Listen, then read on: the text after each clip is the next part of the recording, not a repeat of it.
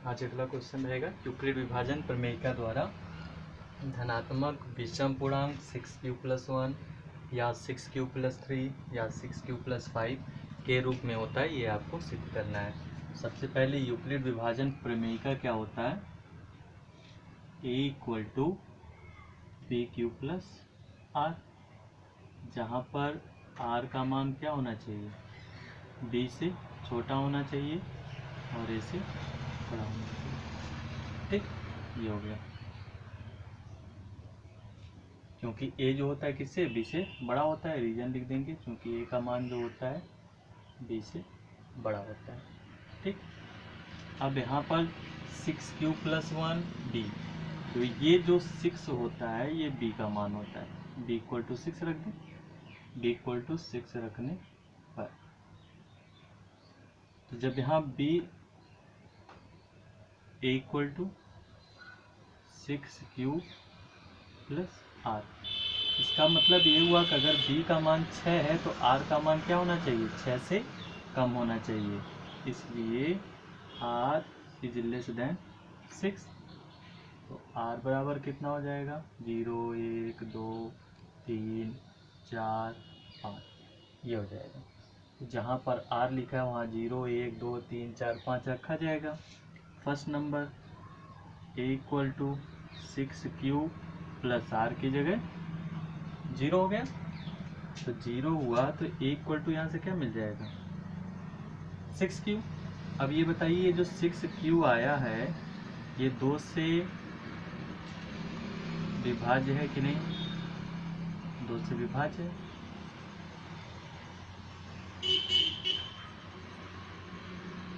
ठीक, 2 से विभाज्य है ना, 2 से विभाज्य है तो सम संख्या हुई। हमको क्या बताना है? विषम बताना है। अगेन a = 6q, अब क्या रखेंगे? 1 रखेंगे। ठीक, 6q+1 क्या है? यहाँ पे लिख देंगे। अब 1 तो 2 से विभाज्य नहीं है, 2 से विभाज्य नहीं, तो क्या होगा? विषम। ठीक, क्योंकि अब ये क्या है? 2 से कटेगा नहीं ना, तो 2 से नहीं कटेगा, क्या होगा? विषम। यानी जो संख्याएं 2 से कट जाती हैं वो सम होता है, जो नहीं कटती है वो विषम होता है। फिर रखेंगे, अब एक की जगह क्या हो जाएगा? 2 रखेंगे। अब ये 2 से कटेगा, 6q+2 2 से विभाज्य है, 2 से विभाज्य है तो क्या होगा? सम है। ठीक, इसी तरह से a = 6q+3, तो 6q+3 क्या होगा? 2 से विभाज्य, मैं लिख दे रहा है, 2 से विभाज्य नहीं है, तो नहीं है तो क्या होगा? विषम होगा। फिर इसी तरह से a = 6q+4, तो 6q+4 क्या होगा? 2 से विभाज्य है, विभाज्य है, विभाज्य तो क्या होगा? सम होगा। ठीक, इसी तरह से a = 6q+5 रखेंगे, तो 6q+5 क्या होगा? विभाज्य नहीं है, जब विभाज्य नहीं है तो क्या होगा? विषम है। ठीक, इसी प्रकार इसका मतलब ये हुआ 6q+1 6q+3 6q+5 सब क्या है?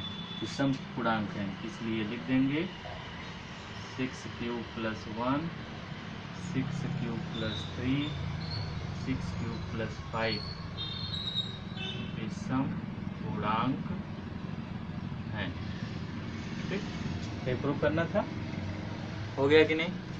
अब फिर से एक बार देख लीजिए। कह रहा है दिखाइए कि धनात्मक विषम पूर्णांक 6q+1 6q+3 या 6q+5 जो है वो एक धनात्मक विषम पूर्णांक के लिए हमें प्रूव करना है।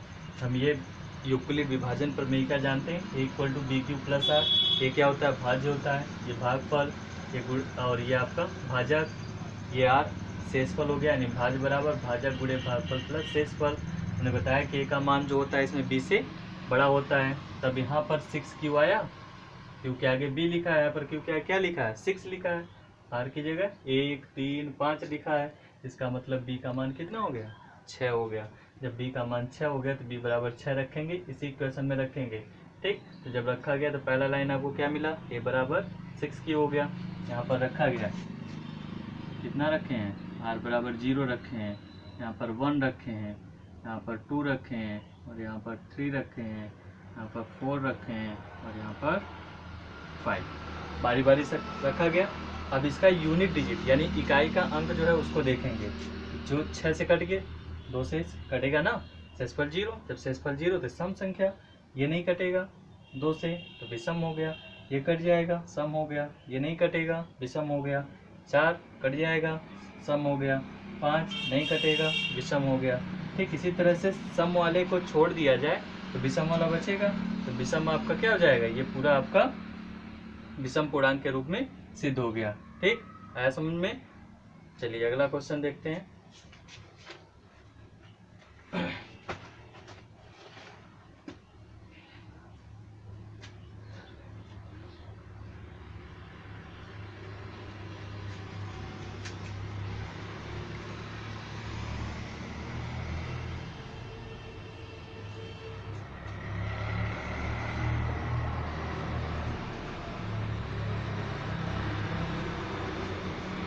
अगला क्वेश्चन,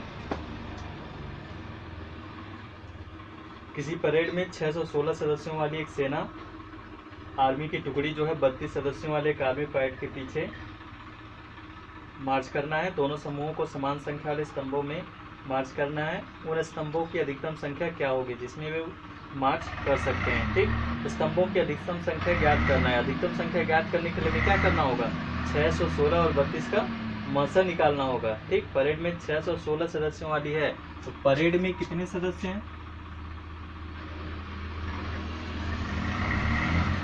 परेड में सदस्य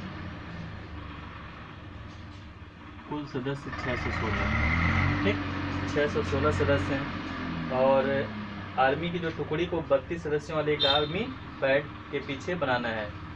एक टोली कितने की होनी चाहिए,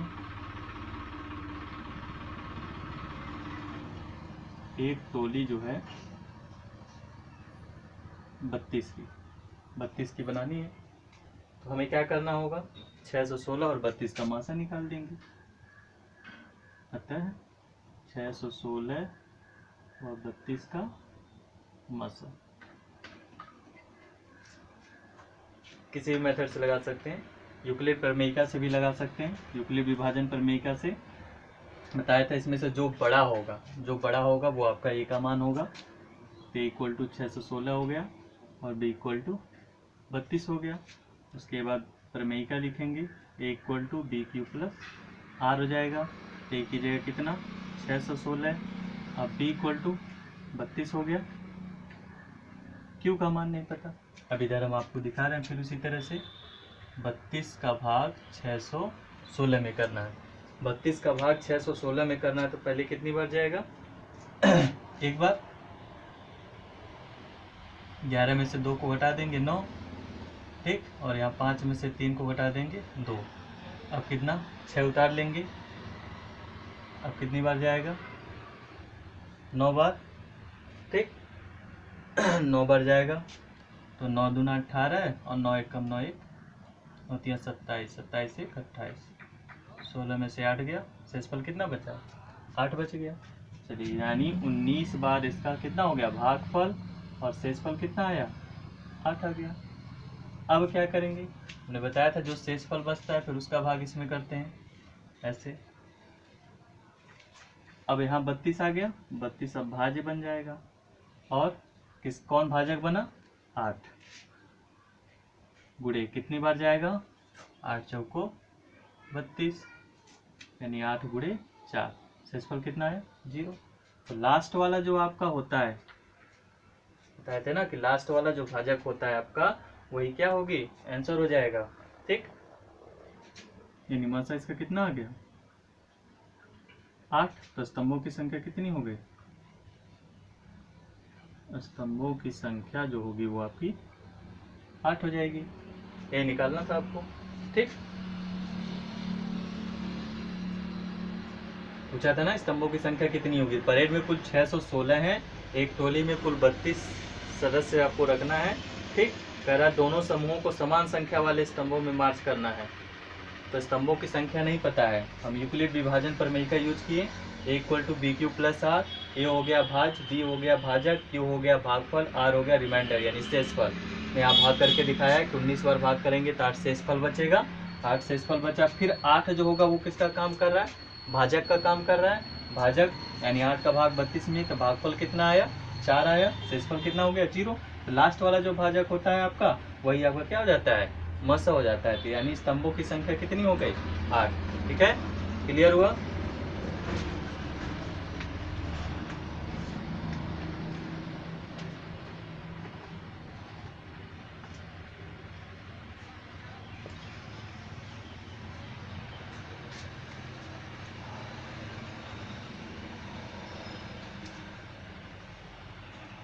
साथ में लिखते भी रहेंगे, अगर फिर भी नहीं समझ में आता है तो आपको फिर क्वेश्चन सॉल्व करके फिर भेजा जाएगा।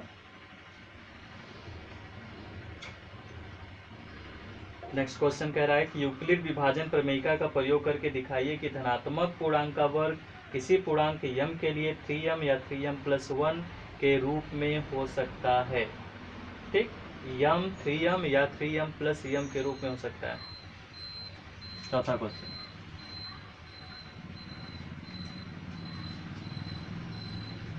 तो यहाँ पर भी वही यूक्लिड विभाजन वाला नियम लगाएंगे। हमको m के लिए बताना है 3m या 3m+1 के रूप में होता है कि नहीं होता है, बस यही आपको बताना है। तो यूक्लिड विभाजन प्रमेयिका, इसी से सारे चैप्टर को सॉल्व करते हैं। a equal to B Q plus r, ये यूक्लिड विभाजन प्रमेयिका है। अब यहाँ पर हमने बताया था कि a का मान क्या होगा, किससे बड़ा होगा, b से बड़ा होगा। b से बड़ा होगा तो r का मान क्या होगा, 0 से बड़ा होना चाहिए, यानी 0 से बड़ा होगा r का मान, और b से क्या होगा, छोटा होगा। ठीक, क्योंकि शेषफल है ना, शेषफल हमेशा क्या होगा, भाजक से छोटा ही होना चाहिए। अब यहाँ पर b की वैल्यू तब कितनी मिलेगी, कितनी मिली, 3। ठीक, b इक्वल टू क्या रखेंगे, 3 रखते हैं, b इक्वल टू 3 रखते हैं पर। तो यहाँ हो जाएगा a equal to 3q plus r. R का मान हमने बताया b से छोटा होना चाहिए, लेकिन b का मान कितना है, 3 है।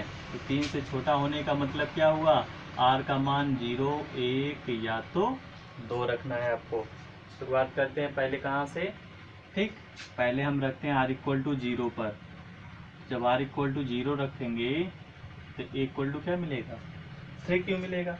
उसके बाद क्या कह रहा है इसमें, a इक्वल टू जब 3q मिल गया, कह रहा है कि दोनों पक्षों का वर्ग करेंगे, क्योंकि पूछा है ना, कह रहा है कि धनात्मक पूर्णांक का वर्ग, तो दोनों साइड का वर्ग कर दो। वर्ग करने पर तो वर्ग करेंगे तो ये कितना हो जाएगा, a² और 3q का स्क्वायर कितना हो जाएगा, 9q² हो जाएगा, यानी a² बराबर 9q² हो जाएगा। ठीक, दोनों पक्षों का वर्ग करने मिल गया। अब यहाँ पर हम मान ले रहे हैं 3q को क्या मान ले रहे हैं, 3m मान ले रहे हैं। ठीक, इसी को हम क्या मान लेंगे, m बराबर 3q² माना जा रहा है। m बराबर कितना, 3q²। यहाँ पर लिख देंगे, जहाँ पर